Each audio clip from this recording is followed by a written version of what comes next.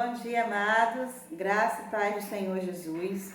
Hoje nós estamos aqui para iniciar mais um trimestre de ensinamentos da Palavra de Deus. Esse trimestre está baseado na vida de Paulo e hoje nós temos como tema a conversão que mudou a história. Então eu convido o amado nesta manhã a abrir a sua Bíblia em Atos 9 e nós leremos de 1 a 6. Atos 9, nós leremos de 1 a 6. E diz assim a palavra do Senhor. Durante todo esse tempo, Saulo promovia uma perseguição incansável aos discípulos do Senhor, ansioso por exterminá-los. Ele solicitou ao sacerdote principal ordens de prisão para apresentar às sinagogas de Damasco. Assim, caso encontrasse ali alguém que pertencesse ao caminho, mulher ou homem, poderia prendê-los e levá-los a Jerusalém. Ele partiu. Já pelas redondezas de Damasco, foi surpreendido por um raio de luz que cegou e ele caiu ao chão e ouviu uma voz. Saulo, Saulo, por que você me persegue? Ele perguntou, quem és tu, Senhor? Sou Jesus, aquele que você persegue. Quero que se levante, entre na cidade e ali receberá instruções sobre o que fazer depois. Entre na cidade de Damasco. E aí, amados, nós temos hoje como tema a conversão que mudou a história. Logo pelo título, nós já podemos entender que todo convertido passa por mudanças. Amém? Mas por que uma conversão que mudou a história? Porque há de se convir que existem pessoas que têm o privilégio de nascer em lar evangélico e já ser doutrinado e já ser instruído aos caminhos do Senhor desde o ventre da sua mãe.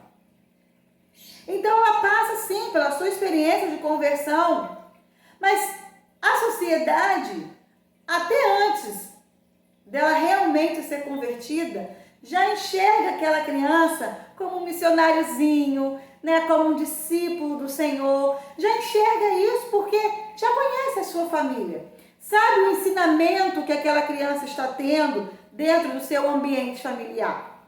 Mas existem pessoas, irmãos, que quando convertidas geram impacto. Por quê?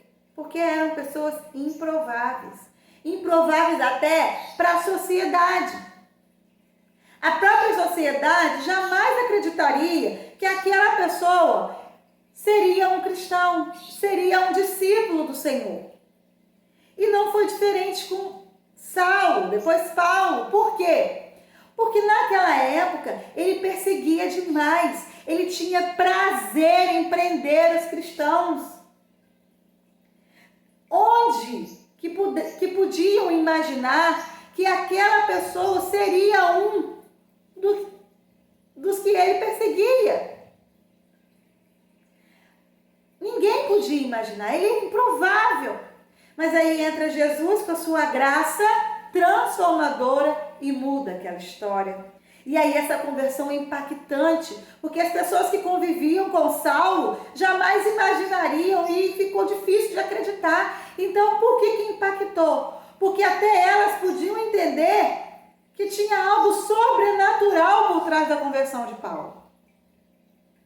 Então, amados, eu convido a você e eu neste momento a inclinarmos a nossa cabeça e a fazermos uma oração para que Deus nos ilumine a tal ponto de aprendermos com essa transformação, de aprendermos com essa conversão que foi tão impactante e continua sendo, porque está registrada na palavra de Deus. Amém? Então inclinemos a nossa cabeça nesse momento e vamos falar com o Pai. Senhor, nesta manhã eu dedico ao Senhor a sua palavra. E eu quero, Senhor, nesse momento de dedicação, ser iluminada pelo Senhor. Que nada que eu venha falar seja da minha boca, do meu entendimento ou opinião pessoal, mas seja sim iluminação do teu Santo Espírito, para que o teu povo, assim como eu, seja impactado pela tua palavra. Ó Deus, esteja conosco, abençoe e nos firme e nos oriente no seu caminho. É essa oração que eu te faço nesta manhã, em nome de Jesus. Amém. Amados, como nós já iniciamos, foi uma conversão que impactou. Mas antes de falar da conversão, a lição, a revista, trouxe no primeiro e no segundo tópico um pouco de quem era Paulo, e como era a infância de um menino judeu. E aí ela começa falando disso. No primeiro tópico ela fala a infância de um menino judeu. Como que era essa carreira? Bem, aos 5 anos ele é alfabetizado. Como alfabetizado, ele passa a ler as escrituras. Aos 6 anos, ele é enviado a uma escola rabínica. Aos 10, ele é instruído na lei oral. Aos 12, ele tem uma cerimônia e torna-se filho da lei. E aos 13 aos 16 anos, ele é enviado a Jerusalém para ser educado como rabino. Amados, parece uma simples instrução, né? Uma simples explicação que o autor trouxe, mas me gerou uma profunda indagação pessoal e eu entendi de Deus que eu deveria compartilhá-la. Irmãos, olha a preocupação de um judeu ortodoxo na criação de uma criança. Conseguiram imaginar a preocupação? E aí eu parei para pensar se nós estamos tendo essa mesma preocupação. Amados, muito de nós hoje está preocupado em quem nosso filho vai ser profissionalmente. Como será o futuro do nosso filho? Será que ele vai ser bem-sucedido? Preparamos muitas das vezes eles para ser bem-sucedido. Já matriculamos em escola de inglês, já matriculamos em cursos. Quanto antes adotamos a tese, né, de que quanto antes a criança conviver com isso, melhor será o ensinamento, melhor será o aprendizado dessa criança. E aí inserimos ela muito cedo para ser um excelente profissional. Mas, amados, temos falhado. Sabe por quê? A preocupação do judeu ortodoxo é formar um judeu. Mas a nossa preocupação não tem sido formar um cristão. Mas a salvação é individual. Sim, mas o seu filho tem você como exemplo. O meu filho tem a mim como exemplo. Está nas minhas mãos o papel de ensinar a ele o caminho do Senhor. Tanto que a Bíblia já fala que instrui o menino no caminho que se deve andar. E até quando se envelhecer, não vai se desviar dele. Querido, eu quero dizer para você que infelizmente eu e você temos falhado. Nós perdemos tempo ou muitas das vezes dedicamos tempo demais em coisas seculares e esquecemos da qualidade do tempo para ensinar os caminhos do Senhor. Já perdemos um pouco aquela prática das histórias bíblicas, Sansão, Moisés, Davi, o próprio Jesus e a sua vida. Muitas crianças hoje chegam na igreja e, para surpresa, filho de pessoas cristãs que não sabem essas histórias, que estão aprendendo na igreja, quando na verdade, irmãos, a base é a família. Queridos, eu quero dizer para você o seguinte: estamos, se não todos, na maioria hoje, em jejum pela nação. E eu aproveito esse tópico para dizer para os irmãos, aonde estamos passando maior tempo nessa quarentena? Onde, irmãos? Eu respondo: dentro de casa. Irmãos, Deus tem ministrado algo no meu coração. Ele quer que percamos tempo com os nossos. Estamos muito ocupados com coisas que não são do céu. que não conduzem, que não garantem o céu, que garantem sim uma sobrevivência humana, mas não garante a vida eterna. E Deus está convidando a mim e a você a ter uma experiência real em família. Muitos têm perdido seus filhos para o mundo porque não têm dedicado um tempo de qualidade ao ensinamento da palavra. E eu peguei esse tópico para mim e assumi o compromisso de, como mãe, continuar, mas de forma mais eficaz, me empenhar a ensinar a palavra de Deus. De tal forma que ela entre no coração dos meus filhos e eles nunca venham a se desviar. Então, queridos, meditem nesta manhã. Se vocês realmente, não aquele ensinamento, desculpa a expressão, chulo, mas se realmente vocês se dedicam, da mesma forma que se dedicam ao ensinamento secular, à palavra do Senhor, ao ensinamento da palavra do Senhor. Faça essa autorreflexão, essa autoanálise, e veja se realmente nós não temos deixado de desejar. Cuidado, amados. Há uma frase que eu ouvi na minha infância e eu trago para mim, eu aprendi e trago para ensinamento dos meus filhos. Se eu não perder tempo com eles e ensiná-los, o mundo vai ensinar. Só que o que o mundo ensina, irmãos, é totalmente antibíblico. Então assuma o compromisso de ensinar sobre Deus, sobre quem Ele é, sobre o que Ele faz, o que Ele pode fazer, sobre as maravilhas, as grandiosidades que esse Deus pode fazer por mim e por você.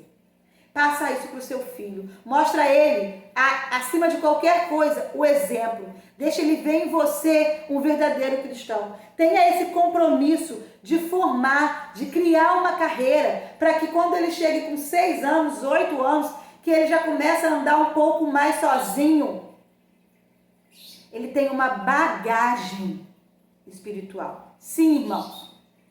Porque se é comprovado que quando colocamos uma criança de 5 anos em uma escola de inglês, ele vai falar o inglês fluentemente, quase que como língua materna, é sinal que se eu e você apresentarmos a palavra de Deus desde o ventre, a carreira cristã, a vida cristã será língua materna para o meu e para o seu filho.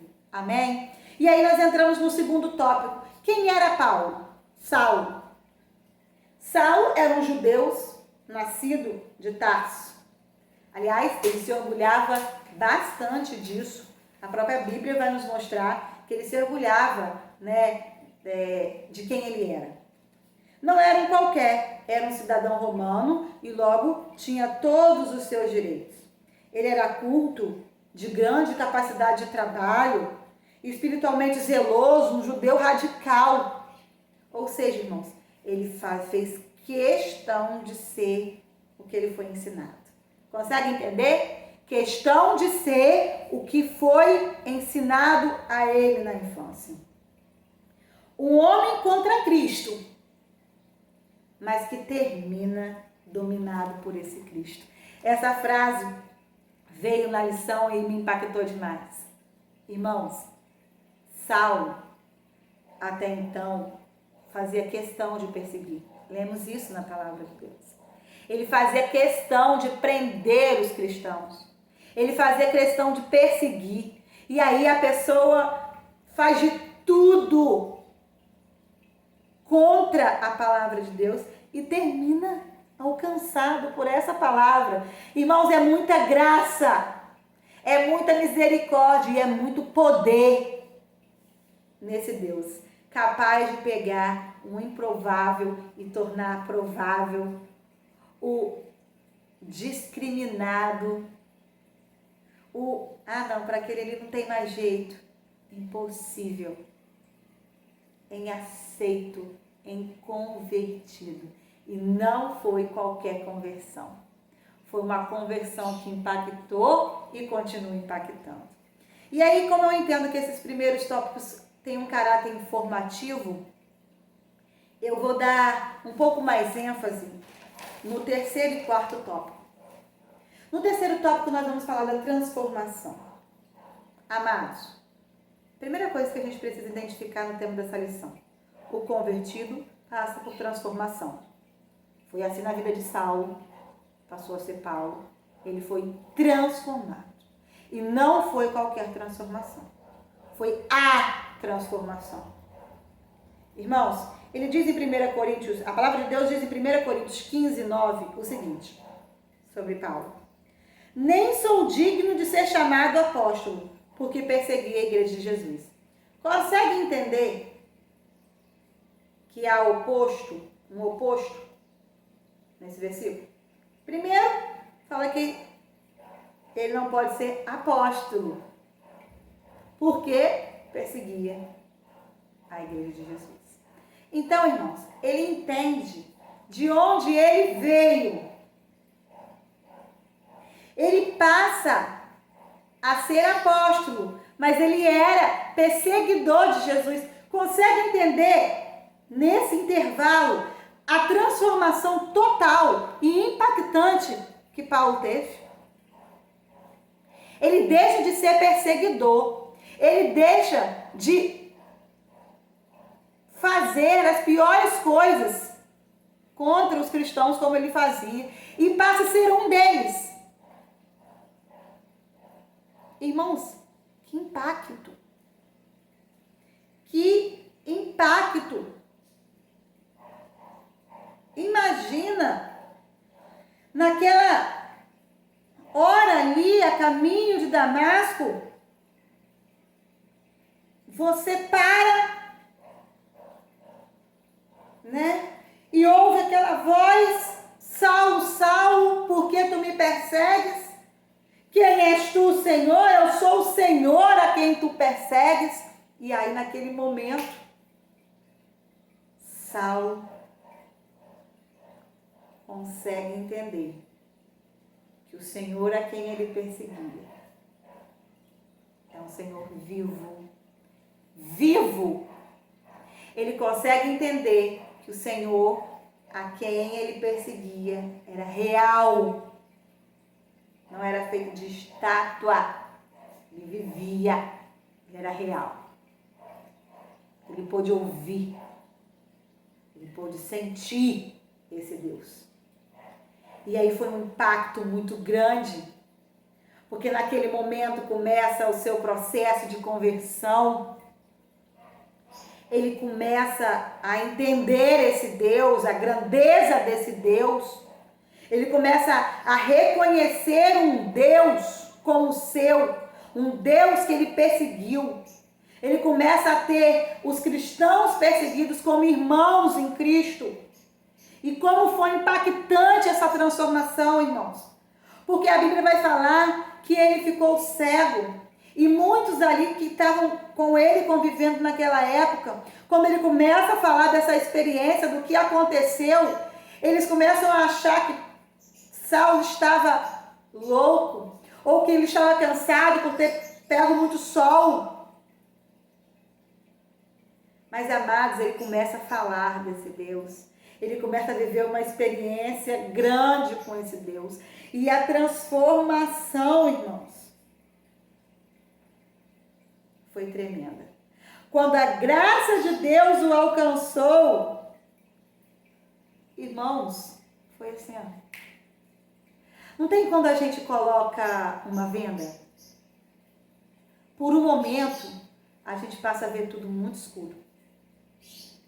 E por mais que a gente tente acertar, a gente vai tropeçar. Faça essa experiência. Até na sua própria casa. Você acha que você já conhece todos os cômodos da sua casa. Então, ao acordar, né? Pra gente não memorizar, porque a inteligência humana é algo inexplicável, divino. Mas ao acordar, coloca uma venda do seu lado, coloca ela no seu olho e vai ao banheiro ou vai à cozinha vendado. Muito provavelmente, pelo menos por um minuto, você vai tentar colocar a mão. Faça isso com as mãos para trás. Mas por um minuto você vai tentar colocar a mão. Sabe o que isso significa? Que quando a gente está vendado, a gente não consegue ver com clareza. Por mais que as coisas estejam à nossa frente, a gente não consegue enxergar com clareza. E Saulo, enquanto perseguidor, ele tinha uma venda dos olhos. Mas no momento, ele tinha uma venda nos olhos, mas no momento em que Deus, com a sua graça, alcança Saulo, alcança Paulo, essa venda é retirada. E aí, irmãos, quando você começar a querer colocar a mão, tira a venda e termina o seu caminho com clareza. Foi assim que começou a transformação na vida do Saulo para o Paulo. Quando a graça de Deus o alcança,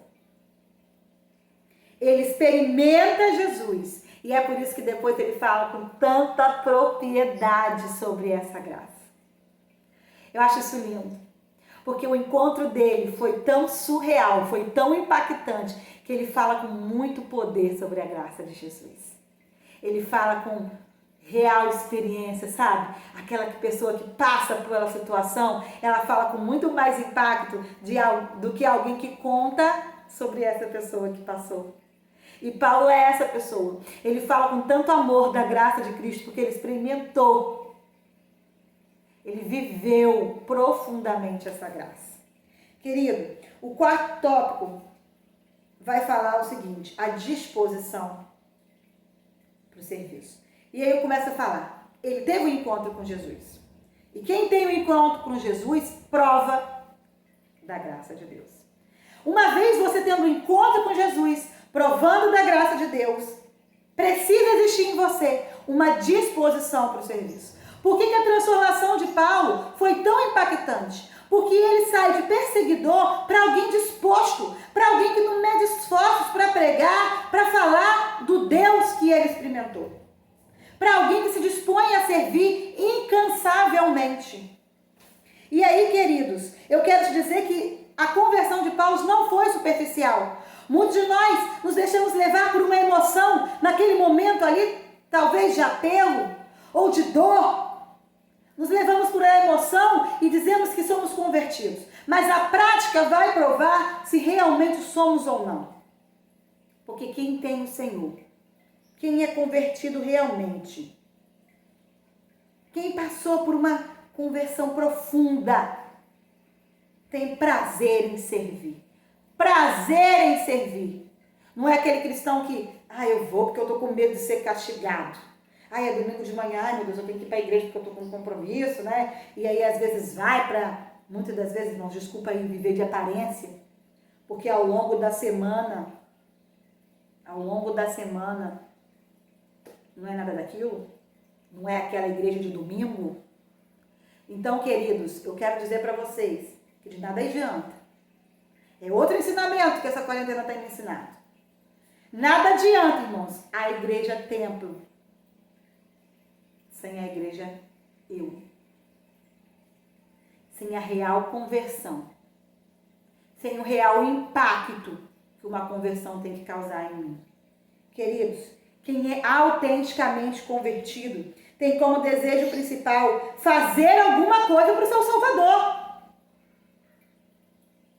Conhecer o amor de Jesus provoca um constrangimento na nossa vida. O constrangimento é tanto que nós não queremos mais ser o mesmo. Nós queremos trabalhar para o reino. Nós precisamos transmitir a outros aquela mudança que ocasionou em nós. Que a conversão em Jesus ocasionou em nós. Nós nos sentimos na obrigação de passar isso para outros. Foi assim com Paulo. Ele foi tão transformado e tão impactado que ele não cabia mais nele. Ele tinha necessidade de passar isso para o outro. Ele dedicou a sua vida a isso.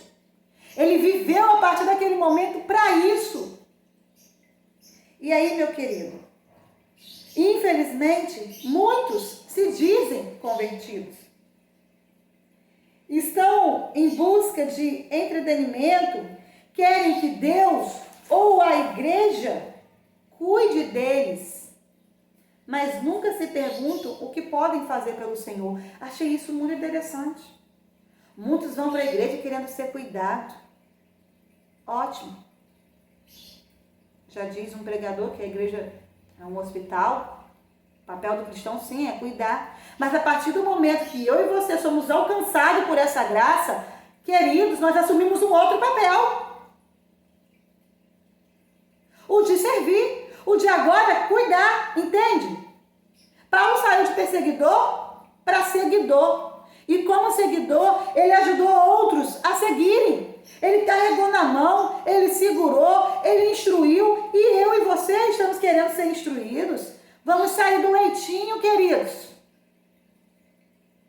Chega do alimento básico.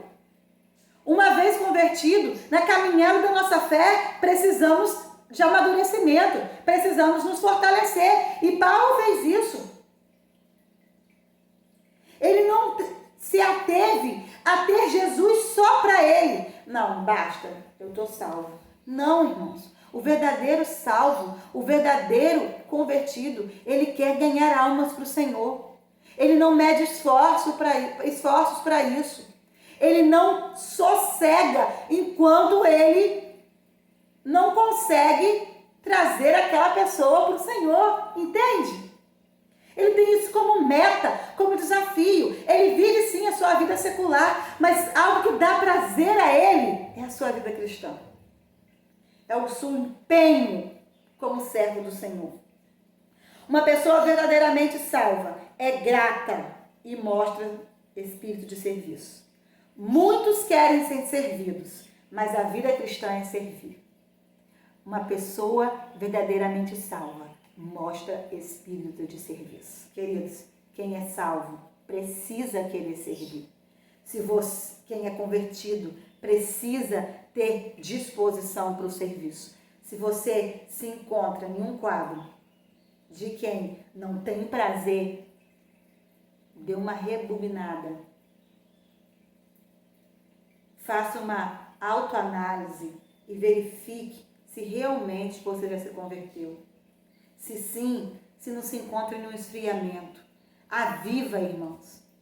Precisamos nos avivar, é momento disso. É momento de aproveitarmos sim a fragilidade e falar de um Deus poderoso que liberta, que transforma, que cura. Mostrar que cristão não tem medo. Que cristão é impactado, que cristão pode transformar, que cristão tem um Deus em que ele tudo pode, em que ele descansa e confia. É hora de avançar, igreja. É hora de ter disposição em servir.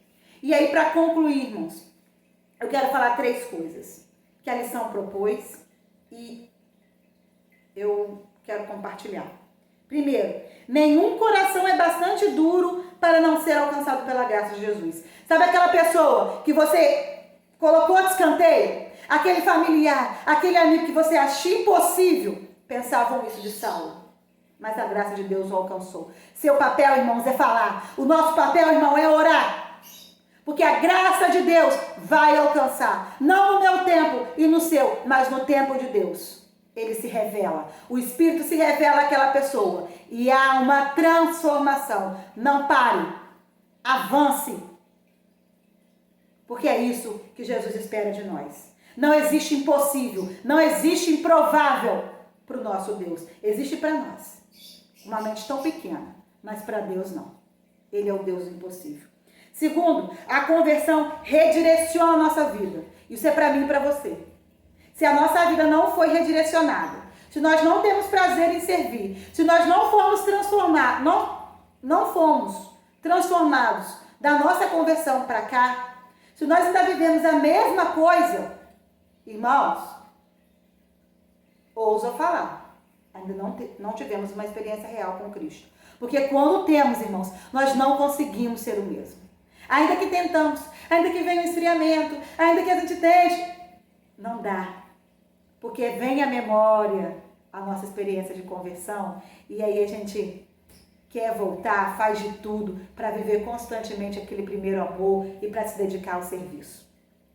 E em terceiro, quem é convertido deseja servir a Jesus, ou seja, busca servir com dedicação e não busca uma vida fácil.